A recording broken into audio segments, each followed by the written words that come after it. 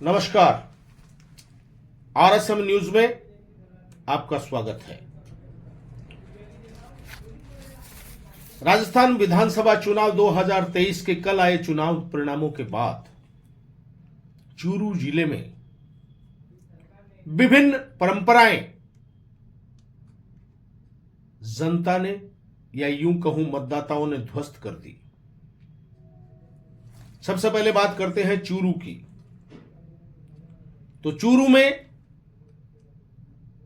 एक धारणा लोगों में बनी हुई थी पिछले 5-6 दशक से, जब से चूरू विधानसभा क्षेत्र का स्वतंत्र गठन हुआ है। यह कहा जाता था कि चूरू जिले में जाट समाज का व्यक्ति राजस्थान विधानसभा में नहीं जा सकता। अब तक आंशिक रूप से यह बात सत्य भी थी, क्योंकि चूरू विधानसभा क्षेत्र जो स्वतंत्र रूप से गठन के बाद कई जाट नेताओं ने अपनी किस्मत चूरू विधानसभा क्षेत्र से अपनाई। 1967 में तारानगर के वर्तमान विधायक नरेंद्र बुडानिया के पिता स्वर्गीय प्रताप सिंह चौधरी ने कांग्रेस की टिकट पर चुनाव लड़ा और वे निर्दलीय स्वर्गीय मोहर सिंह राठौड़ से चुनाव हार गए। उसके बाद एक बार फिर स्वर्गीय प्रताप सिंह बुडानिया ने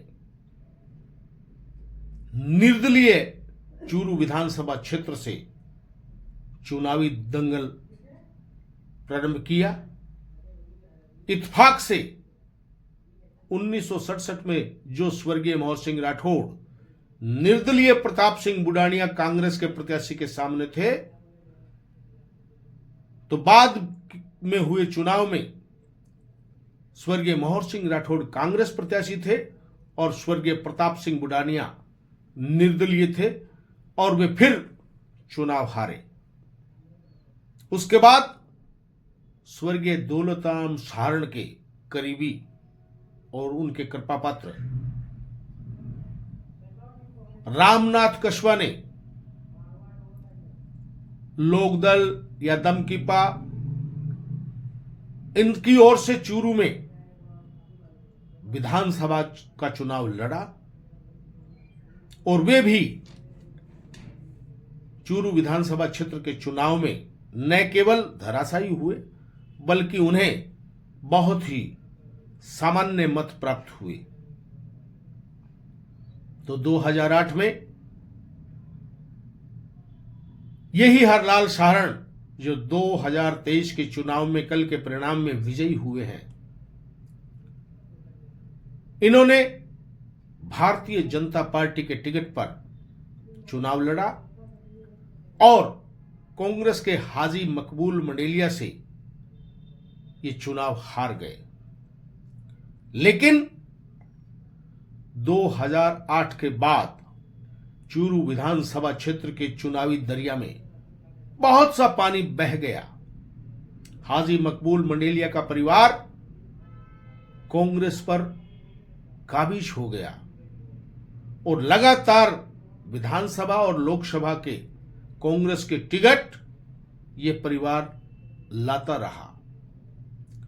2013-2018 में एक बार हाजी मकबूल मंडेलिया और एक बार रफीक मंडेलिया राजेंद्र राठौड़ के सामने चुनाव हारे। लेकिन 2018 में राजेंद्र राठौड़ बहुत अल्प मार्जिन यानी 1850 वोट से चुनाव जीत गए और राजेंद्र राठौड़ ने चूरू विधानसभा क्षेत्र को अपने लिए एक प्रकार से असुरक्षित मान लिया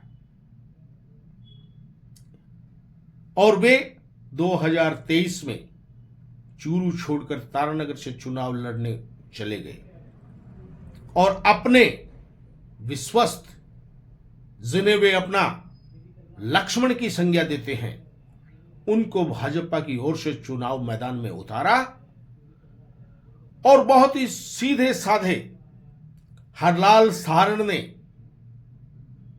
रफीक मंडेलिया को लगभग 7,500 वोटों से इस चुनाव में शिकस्त देकर चूरू की उस परंपरा, उस धारणा को धराशायी कर दिया जिसमें कहा जाता रहा है कि चूरू से जाट समाज का व्यक्ति विधानसभा में नहीं जाता है।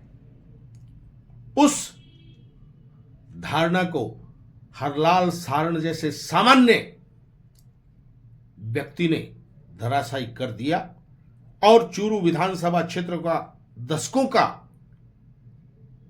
ये रिकॉर्ड हरलाल सारण ने तोड़ दिया, जिन्होंने पहले भी, जब चूरू में यह कहा जाता था कि चूरू विधानसभा क्षेत्र में पंचायत समिति का प्रधान और नगर पालिका या परिषद का सभापति, चेयरमैन कभी भी इन पदों से आगे नहीं बढ़ पाया है, इसको उन्होंने पहले भी धारणा को गलत साबित कर दिया। प्रधान रहने के बाद हरलाल सारण वे पहले व्यक्ति हैं चूरू के जो चूरू के जिला प्रमुख बने। तो दूसरी ओर रतनगढ़ विधानसभा क्षेत्र में भी धारणा या यूं कहें दशकों का एक परिदृश्य बदलने में कांग्रेस के पूषाराम गोदारा ने सफलता प्राप्त की। जब से रतनगढ़ विधानसभा क्षेत्र का स्वतंत्र गठन हुआ है, पिछले 6-7 दशक से या 5-6 दशक हो सकते हैं, लगातार रतनगढ़ की